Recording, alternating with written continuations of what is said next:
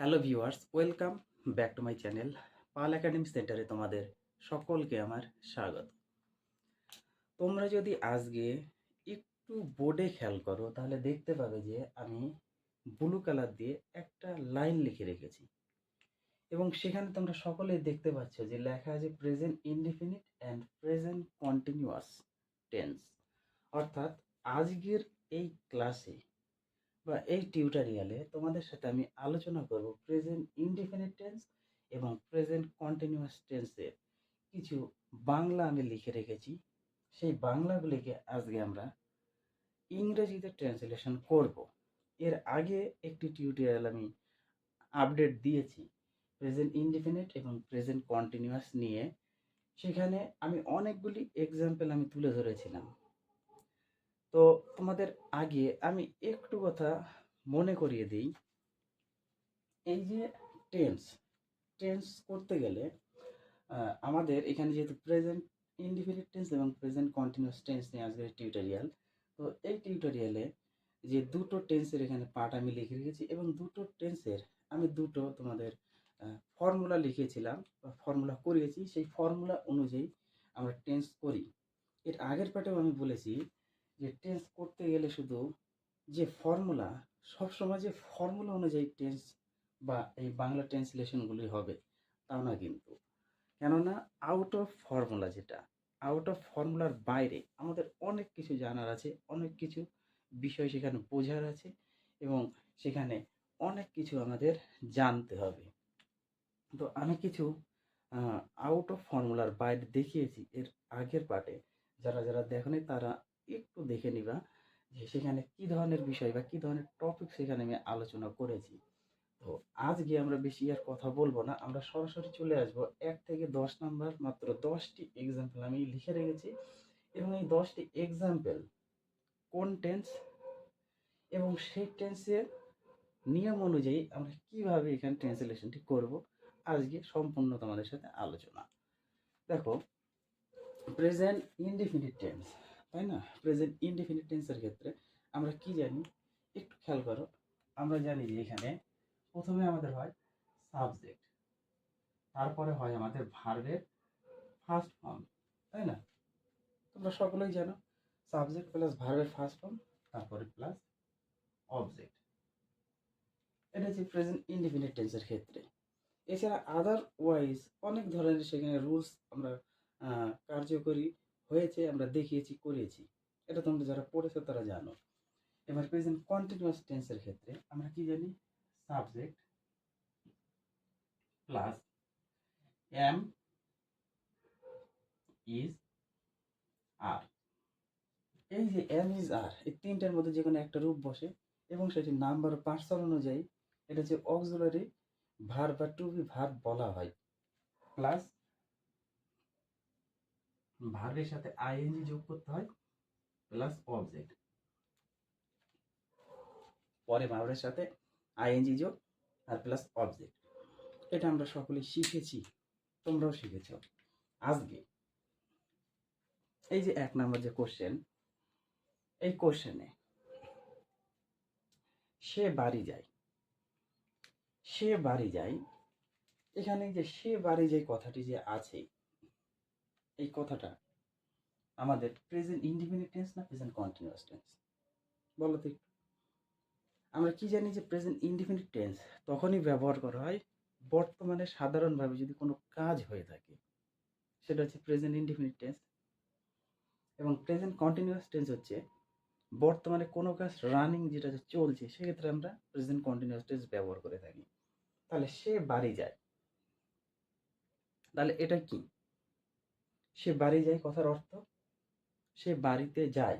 তাহলে present indefinite tense কিন্তু এখানে সে বাড়ি যায়, এতটুকু বুঝতে হবে। সে বাড়ি যায় প্রেজেন্ট ইনডিফিনিট টেন্স, এখানে কিন্তু কন্টিনিউ রানিং কথাটি নেই, খালি সে বলেছে যে সে বাড়ি যায়।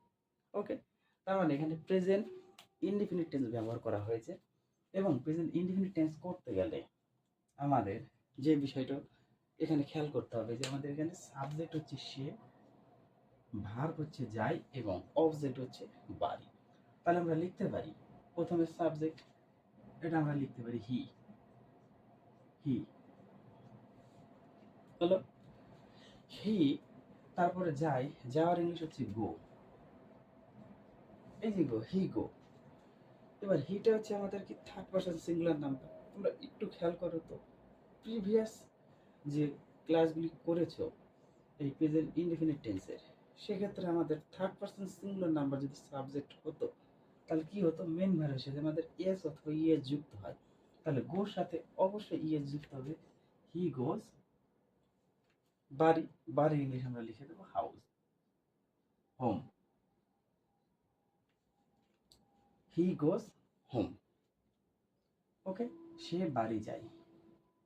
হি গোজ হোম, সে বাড়ি যায়। এইবার 2 নাম্বার যে উদাহরণটা একটু খেয়াল করো, আমরা ভাত খাই। আমরা ভাত খাই, এখানে কোন টেন্স বলো তো? আমরা ভাত খাই প্রেজেন্ট ইনডিফিনিট না প্রেজেন্ট কন্টিনিউয়াস? আমরা ভাত খাই, অর্থাৎ এখানে বোঝাচ্ছে এটা কিন্তু রানিং কথা নয়, আমরা ভাত খাই বলে ছেড়ে দিয়েছে, বর্তমানে কোনো কাজ সাধারণভাবে হয়েছে, সেই ক্ষেত্রে আমরা প্রেজেন্ট ইনডিফিনিট টেন্স, এটা কিন্তু রানিং কথা নয়। অর্থাৎ আমরা ভাত খাই মানে প্রেজেন্ট ইনডিফিনিট টেন্স। এখানে আমরা হচ্ছে সাবজেক্ট, খাই হচ্ছে ভার্ব, আর ভাত হচ্ছে আমাদের অবজেক্ট। তাহলে সেম ভাবে আমরা 2 নাম্বারটা লিখতে পারি, উই উই ইট, আমরা খাই। ভাতের English rice, RICE। We eat rice, আমরা ভাত খাই। হয়ে গেল প্রেজেন্ট ইনডিফিনিটে। এই যে এই ফর্মুলা অনুযায়ী আমরা কাজ করলাম, পরিষ্কার। 3 নাম্বার, তারা বিকালে খেলা করে। তারা বিকালে খেলা করে, এটা কোন টেন্স? তারা বিকালে খেলা করে। এখানে কিন্তু খেলা করিতেছে না, খেলা করে বলছে। কথাটা একটু বোঝে এখানে, তারা বিকালে খেলা করে। অর্থাৎ দি হচ্ছে তারা, বা তারা হচ্ছে সাবজেক্ট, খেলা করার ইংলিশ হচ্ছে প্লে, আর এই প্লেটা হচ্ছে এখানে মেন ভার্ব, আর বিকাল হচ্ছে এখানে অবজেক্ট। অর্থাৎ সাবজেক্ট ভার্ব অবজেক্ট আমরা পেয়ে গেছি। সাবজেক্ট তারা, খেলা করা হচ্ছে মেন ভার্ব, আর বিকাল হচ্ছে অবজেক্ট। তাহলে এটা প্রেজেন্ট ইনডিফিনিট টেন্স। তাহলে সাবজেক্টে আমরা লিখতে পারি তারা মানে দে, দে। খেলা, খেলা মানে হচ্ছে প্লে, দে প্লে। কারণ ভার্বের ফার্স্ট ফর্ম বসবে they play in the, in the after, afternoon, afternoon. They play in the afternoon, অর্থাৎ তারা বিকালে খেলা করে। আশা করি তোমরা বুঝতে পেরেছো, তারা বিকালে খেলা করে। They play in the afternoon, অর্থাৎ তারা বিকালে খেলা করে। এইবার 4 নম্বর এক্সাম্পলটা একটু দেখো, যদি খেয়াল করো কি বলেছে, তারা ফুটবল খেলছে। তারা ফুটবল খেলছে, এখানে ভাবো তো সেন্টেন্সটা কোন ধরনের সেন্টেন্স? তারা ফুটবল খেলছে, এই যে খেলা, খেলছে মানে কি, এটা হচ্ছে রানিং কথা। রানিং কথা, খেলছে বা খেলিতেছে, তার মানে প্রেজেন্ট কন্টিনিউয়াস টেন্সে এটা করেছে। তারা ফুটবল খেলছে। এখন এখান থেকে আমরা কি আলাদা করব? সাবজেক্ট, সাবজেক্ট হচ্ছে তারা, খেলছে হচ্ছে মেন ভার্ব, এবং ফুটবল হচ্ছে আমাদের অবজেক্ট। তাহলে এই ফর্মুলা অনুযায়ী যদি আমরা বসাই কি হবে? তারার ইংলিশ হচ্ছে দে, দে। এই 3টা রূপের মধ্যে এম ইজ আর এর মধ্যে দির সাথে সবসময় আর বসে, দে আর, দে আর। খেলা, খেলার ইংলিশ হচ্ছে প্লে, তার সাথে আইএনজি যুক্ত হবে, এখানে দেওয়া আছে ING. They are playing, they are playing কি হবে? Football, they are playing football, they are playing football, অর্থাৎ তারা ফুটবল খেলছে বা খেলিতেছে। পরিষ্কার বুঝতে পেরেছ? এইবার 6 নম্বর এক্সাম্পলে আমরা একটু আসি। সরি 6 না 5 নাম্বার। এবার ছেলেটি ভাত খাচ্ছে, ছেলেটি ভাত খাচ্ছে, খাচ্ছে খাইতেছে, ব্যাপারটা কিন্তু একই জিনিস, অর্থাৎ রানিং হিসাবে আমাদের চলছে। তার মানে কি, এটি প্রেজেন্ট কন্টিনিউয়াস টেন্স। তাহলে প্রেজেন্ট কন্টিনিউয়াস টেন্সে আমরা সাবজেক্ট ছেলেটা, খাচ্ছে হচ্ছে ভার্ব, আর ভাত হচ্ছে আমাদের অবজেক্ট। তাহলে এটা আমরা লিখতে পারি, ছেলেটি মানে দা বয়, দা বয় ছেলেটা। খাওয়ার ইংলিশ কি ইট, তার সাথে আইএনজি যুক্ত হবে যেহেতু প্রেজেন্ট কন্টিনিউয়াস টেন্স। দে ইটিং, দা বয় ইটিং, দা বয় ইটিং, দা বয়, দা বয়। এখানে আরেকটি জিনিস কিন্তু তোমাদের লিখতে হবে, সেটি কি বলতো, দা বয়। এই যে দা বয় ইটিং এর আগে কি লিখতে হবে, অক্সিলারি ভার্বটা। The boy third person singular number, সবসময় ইজ হবে। দা বয় ইজ ইটিং, ইটের সাথে আইএনজি যুক্ত হবে, দা বয় ইজ ইটিং, অর্থাৎ ছেলেটি খাইতেছে কি, rice. Eating rice, rice means ভাত। দা বয় ইজ ইটিং রাইস, অর্থাৎ ছেলেটি ভাত খাইতেছে। 5 নম্বর আমাদের কমপ্লিট। এবার 6 নাম্বার, আমি, এখানে একটু লেখা ভুল হয়ে গেছে, হবে একটি। আমি একটি টয়রসি হবে, হ্যাঁ। আমি একটি উপন্যাস পড়ছি, আমি একটি উপন্যাস পড়ছি। তাহলে পড়ছি বা পড়িতেছি, তার মানে কি, এটা হচ্ছে কন্টিনিউয়াস টেন্স, অর্থাৎ রানিং এ আমাদের বোঝাচ্ছে। তাহলে এখানে আমি হচ্ছে সাবজেক্ট, পড়ছি হচ্ছে মেন ভার্ব, আর একটি উপন্যাস এটা হচ্ছে আমাদের অবজেক্ট। তাহলে আমরা লিখতে পারি কি, আমি পড়ার, পড়া ইংলিশকে রিড, কিন্তু তার আগে কন্টিনিউয়াস টেন্সে অক্সিলারি ভার্ব বসবে, আইয়ের সাথে সবসময় এম হয়। I am reading, I am reading, রিডের সাথে আইএনজি যুক্ত হবে, আই অ্যাম রিডিং, আমি পড়িতেছি। একটি উপন্যাস মানে উপন্যাসের English novel, A novel, A novel, NOVEL। I am reading a novel, আমি একটি উপন্যাস পড়িতেছি। এইবার আসি আমরা 7 নম্বর এক্সাম্পলে, আমি আগামীকাল কলকাতা যাইতেছি। এবার একটু ভাবো, আমি আগামীকাল কলকাতা যাইতেছি। তাহলে আমি আগামীকাল কলকাতা যাইতেছি, এটা কিন্তু কি বোঝাচ্ছে, নিয়ার ফিউচার। একটু চিন্তা করুন, নিয়ার ফিউচার অর্থাৎ নিকট ভবিষ্যৎ বোঝাতে আমাদের দুটো টেন্সই ব্যবহার করা হয়। একটা প্রেজেন্ট ইনডিফিনিটও ব্যবহার করেছি আমরা নিকট ভবিষ্যতে, আর একটা প্রেজেন্ট কন্টিনিউয়াসে ব্যবহার করেছি। কিন্তু এখানে আমাদের বুঝতে হবে, এই যে আমি আগামীকাল কলকাতা যাইতেছি, যাইতেছি, যাইতে যাতে রানিং কথা যেটা বোঝাচ্ছে, তার মানে অলওয়েজ, অলওয়েজ এই টেন্সটা হচ্ছে আমাদের কি, প্রেজেন্ট কন্টিনিউয়াস টেন্স। পরিষ্কার? তাহলে আমরা এখানে কি লিখতে পারি, আমরা লিখতে পারি আমি আগামীকাল কলকাতা যাইতেছি। আই হচ্ছে সাবজেক্ট, তাহলে আমরা লিখতে পারি আইয়ের সাথে সবসময় এম হবে, আই অ্যাম। গো হচ্ছে মেন ভার্ব, তার সাথে আইএনজি যুক্ত হবে, আই অ্যাম গোয়িং। একটা টু প্রিপজিশন হবে, কিন্তু কলকাতার উদ্দেশ্যে হচ্ছে কলকাতার দিকে, কোনো দিকে যদি বোঝায় সেক্ষেত্রে আমাদের একটা প্রিপজিশন ব্যবহার করতে টু, সেই জন্য এখানে to, I am going to Kolkata, Kolkata, I am going to Kolkata. কি বলছে, আগামীকাল, আগামীকাল মানে হচ্ছে tomorrow, tomorrow, tomorrow. I am going to Calcutta tomorrow, অর্থাৎ আমি আগামীকাল কলকাতা যাইতেছি। এইবার 8 নাম্বার যে উদাহরণটা দেখো তো, আমরা, সরি, আমার ভাই আজ রাতে আসিতেছি, আমার ভাই, আমার ভাই আজ রাতে আসিতেছি। এটা ভাবো তো কোন টেন্স, আমার ভাই আজ রাতে আসিতেছি, এখনো আসেনি, তার মানে নিকট ভবিষ্যৎ, এবং সেটা রানিং কথা মানে আসিতেছে। তাহলে এটাও প্রেজেন্ট কন্টিনিউয়াস টেন্স। তাহলে আমরা কি লিখতে পারি, আমরা হচ্ছে সাবজেক্ট, তাহলে উই সাথে আর, সরি এখানে আমরা নেই, এটা হচ্ছে আমার, এটা হচ্ছে আমার, আমার ভাই আজ রাতে আসিতেছে। তাহলে আমার ইংরেজি হচ্ছে মাই, মাই ব্রদার, মাই ব্রদার, আমার ভাই। এই যে আমার ভাই হচ্ছে সাবজেক্ট, আসিতেছে হচ্ছে মেন ভার্ব, এবং আজ রাতে হচ্ছে অবজেক্ট।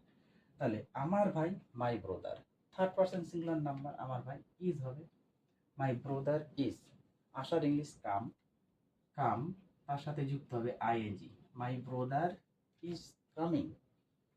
আজ রাত মানে হচ্ছে tonight, tonight, tonight অর্থাৎ আজ রাত্রে আমার ভাই আসিতেছে। এবার পরের এক্সাম্পলটা 9 নম্বরে, আমি 10টার সময় ঘুমোতে চাই। আমি 10টার সময় ঘুমোতে যাই, খুবই ইম্পর্ট্যান্ট একটা এখানে বিষয় বোঝার জিনিস আছে। আমি 10টার সময় ঘুমোতে যাই, এই যে 10টার দিকে ঘুমোতে যাওয়া, তার মানে কি? এটা হচ্ছে আমার রেগুলার প্রত্যেক দিনের একটা রুটিন, তার মানে একটা আমার নিত্য অভ্যাস, অর্থাৎ হ্যাবিচুয়াল অ্যাকশন। এখন এই যে নিত্য অভ্যাস, নিত্য অবস্থা আমরা দুটোর মধ্যেই করেছি, প্রেজেন্ট ইনডিফিনিটে করেছি, প্রেজেন্ট কন্টিনিউয়াস, দুটো টেন্সের মধ্যে আমরা করেছি, তাই না? তাহলে এখানে আমি 10টার সময় ঘুমোতে যাই, একটা নিত্য অভ্যাস। এখানে নিত্য অভ্যাসে যে আমি 10টার সময় ঘুমোতে যাই, তার মানে কি? এটা কন্টিনিউয়াস টেন্সে? নো নো, এটা কিন্তু কন্টিনিউয়াস টেন্স নয়, এটা হচ্ছে প্রেজেন্ট ইনডিফিনিট টেন্স। ওকে, তাহলে প্রেজেন্ট ইনডিফিনিট টেন্সের মধ্যে আমরা লিখতে পারি, কি লিখতে পারি? আমি হচ্ছে সাবজেক্ট, ঘুমোতে যাওয়ার ইংলিশ ঘুমোনো, যাই হচ্ছে আমাদের কি? যাই। আমি 10টার সময় ঘুমোতে যাই, যাই হচ্ছে কি? মেন ভার্ব, যাই হচ্ছে মেন ভার্ব। তাহলে আমরা এখানে লিখে ফেলি, সাবজেক্ট আগে লিখে ফেলি, আই। আই এখানে এই যে ঘুমানো যে ইংলিশটা, এখানে একটু তোমাদের মনে রাখতে হবে, ঘুমানোর ইংলিশে স্লিপ। হুম, স্লিপ।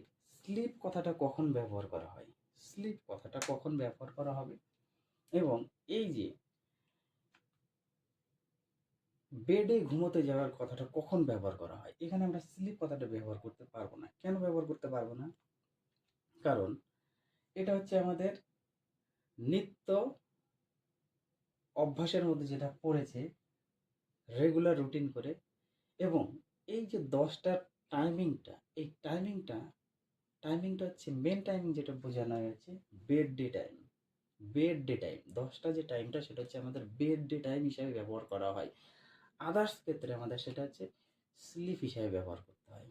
এই জিনিসটা তোমরা একটু মনোযোগ দিয়ে কিন্তু শুনবে এবং এই জিনিসটা একটু খেয়াল রাখবে। টাইম বলা হয়, তাহলে I I go to, I go to bed, বা দিনের বেলাতে যখন আমরা ঘুমোই সেক্ষেত্রে স্লিপ কথাটি ব্যবহার করা হবে। কিন্তু রেগুলার রুটিন করে যে আমরা 8টার দিকে যাচ্ছি, 9টার দিকে যাচ্ছি, 10টার দিকে যাচ্ছি, এই যে টাইমিং, এই টাইমিংটা হচ্ছে বেড টাইম বলে গণ্য করা হয়।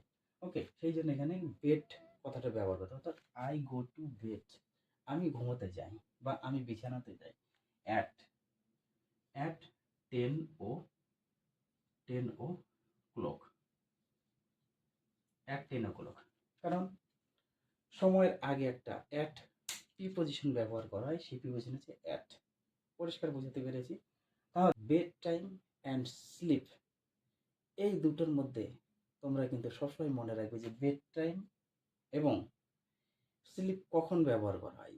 বেড টাইম তখনই ব্যবহার করা হবে যখন আমরা যে ঘুমানোর টাইমটা যখন ঠিক করব, বিছানাতে যাব, সেক্ষেত্রে বেড টাইম, এবং স্লিপ আমরা দিনের বেলায় যখন আমরা ঘুমোই সেক্ষেত্রে স্লিপ কথাটা আমরা ব্যবহার করতে পারি। এই জিনিসটা একটু মনে রাখতে হবে।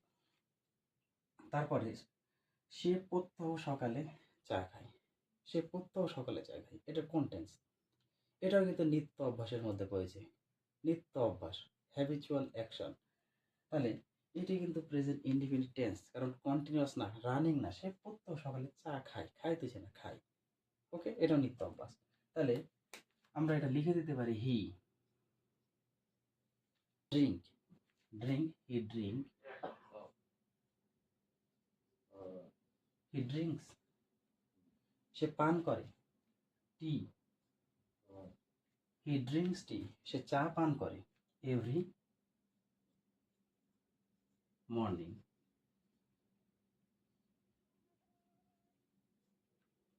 He drinks T every morning. S যুক্ত হয়েছে কারণ থার্ড পারসন সিঙ্গুলার নাম্বার, এই কথাটা আমরা এখানে ব্যবহার করতে পারি।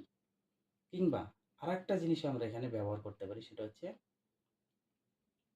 এই যে ড্রিঙ্ক, এই ড্রিঙ্কের জায়গায় আমরা আর একটা জিনিস ব্যবহার করতে পারি, এর পরিবর্তে হি, এখানে টেক,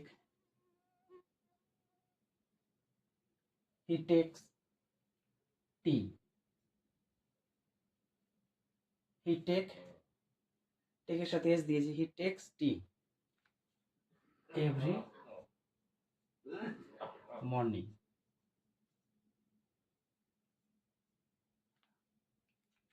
হি টেক্স, সে নেয়, টি, চা, এভরি মর্নিং, সে প্রত্যহ সকালে চা নেয়। অর্থাৎ এখানে এই টেক্স কথাটা অথবা ড্রিঙ্কস, এই দুটোর মধ্যে যে কোনো একটা তোমরা ইউজ করতে পারো। টেক মানে হচ্ছে নেওয়া, এখানে নেওয়া হচ্ছে পান করা হিসেবে ব্যবহার করা হবে। ওকে, তাহলে এই ছিল তোমাদের আজকের প্রেজেন্ট ইনডিফিনিট এবং প্রেজেন্ট কন্টিনিউয়াস টেন্সের বাংলা যে এক্সাম্পল, সেই এক্সাম্পলগুলি। আজকে কিন্তু বেশিরভাগ এক্সাম্পল তোমাদের ফর্মুলার বেসিক করেই হয়েছে। আজকে আউট অফ ফর্মুলার বাইরে খুবই কম আছে। শুধু এই দুটো একটু সেন্টেন্স তোমাদের বুঝতে হয়েছে এখানে, এবং হ্যাঁ, এই দুটো সেন্টেন্সই তোমাদের এখানে বুঝতে হয়েছে। আদার্স আর কোনো অসুবিধা নেই আশা করি। যদি তোমরা এই ভিডিওটা স্টার্টিং থেকে দেখতে থাকো, কারো কোথাও অসুবিধা হওয়ার কথা নয়।